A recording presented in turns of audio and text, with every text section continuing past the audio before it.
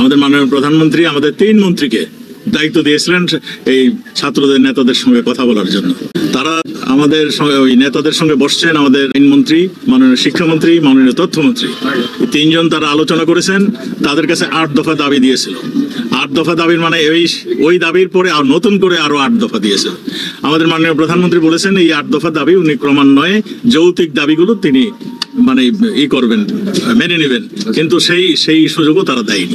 আপনারা এটাও জানেন, একজন তার মধ্যে একজন তার বাবাকে ফোন করেছেন যে আমি আত্মগোপন করলাম আমি এসে থাকার জন্য, আপনারা আমায় কোথায় আছে জানাবেন না।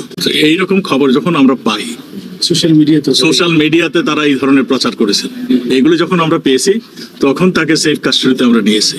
আমরা তাদের কাছে জিজ্ঞাসা করছি যে কারা তাকে আক্রমণ করতে চাচ্ছে, এগুলি জিজ্ঞাসাবাদ পরে আমরা সিদ্ধান্ত নেব তাকে মানে কিভাবে কি করা যাবে। মাননীয় প্রধানমন্ত্রী 2018-তে যে কোটা বন্ধ করে দিয়েছিলেন সেটার উপরে রুলিং জারি করে দিয়ে আবার পুনরায় কোটা চালু করেছিল হাইকোর্ট। এই প্রসঙ্গে যখন কোটা আন্দোলন শুরু হয় মাননীয় প্রধানমন্ত্রী স্পষ্টত বলেছিলেন যে কোটা আন্দোলন বন্ধ করেছে হাইকোর্ট, হাইকোর্ট এখন বিচার বিভাগ স্বাধীন, আপনারা ছাত্ররা যারা সংক্ষুব্ধ হয়েছেন বিচার বিভাগে এটা আপিল করেন।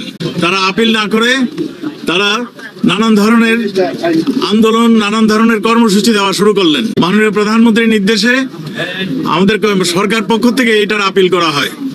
সরকার পক্ষের আপিল আপনারা জানেন মহামান্য আদালত প্রধান বিচারপতি সহ একটা ফুল বেঞ্চ বসেছিলেন। ফুল বেঞ্চে সব দিকে আলোচনা করে এই কোটা প্রথা একটা সংস্কার করেছিলেন। তারা ঘোষণা করেছিলেন যে মানে আগের যে কোটা প্রথা সেই কোটা প্রথা থাকবে না, যেটা হাইকোর্টের রুলিং সেটাও বাদ। নতুন ভাবে তারা বলেছিলেন মুক্তিযোদ্ধাদের জন্য 5%, 2% মধ্যে 1% হলো নি গোষ্ঠীর জন্য, আরেক % হলো চাহিদা সম্পন্ন মানে আমাদের জনগোষ্ঠীর জন্য এবং থার্ড জেন্ডারের জন্য। আপনারা জানেন আমরা যারা মুক্তিযুদ্ধ করেছি আমাদের সন্তানেরা কিন্তু অলরেডি 30 বছর পার হয়ে গিয়েছে, 30 বছরের নিচে এখন আর কেউ নেই। কাজেই এই যে মুক্তিযোদ্ধার কোটাটা এটাও আর মুক্তিযোদ্ধাদের কাছে থাকবে না, এটাও চলে গিয়েছে অলরেডি ইসের কাছে, আমাকে মেধার তালিকায় চলে গেছে। কাজেই মেধায় এখন 98% মেধায় চলে গিয়েছে। আমরা মনে করেছিলাম যে ছাত্ররা তাৎক্ষণিকভাবে যারা এই আন্দোলন করছে তাৎক্ষণিকভাবে এই ইসেকে স্বাগত করবেন, স্বাগত জানাবেন এবং বলবেন যে আমরা উইথড্র করলাম, আমরা আমাদের শিক্ষা ভবনে ফিরে যাচ্ছি। কিন্তু আমরা দেখলাম দুঃখের সঙ্গে তারা সেইটা কাজটি করেনি, কারণ তাদের দ্বারা কন্ট্রোল নয়, এটাই প্রমাণ হয়েছে এই কয়েকদিন। মানে আপনারা এই ধ্বংসের লীলা খেলা দেখে তারা জামাত, বিএনপি এবং জঙ্গি যারা নাকি স্বাধীনতা চায়নি, যারা জঙ্গির উত্থান ঘটাতে চেয়েছিল, যারা সন্ত্রাস উঠিয়ে আমাদের দেশকে অকার্য করার মানে প্রচেষ্টা নিয়েছিল, তাদের হাতে তারা এখন ক্রীড়ানায়ক হয়ে গিয়েছে। আমরা দেখলাম আপনারা নিশ্চয়ই যারা করেন সাংবাদিকতা করেন, আপনাদের 2 সদস্য নিহত হয়েছে, আপনাদের এক মহিলা সদস্যকে কিভাবে নাজায়েল করেছে সেটাও আপনারা দেখেছেন। এরা মানুষের শত্রু, এরা জনগণের শত্রু, এরা দেশের শত্রু।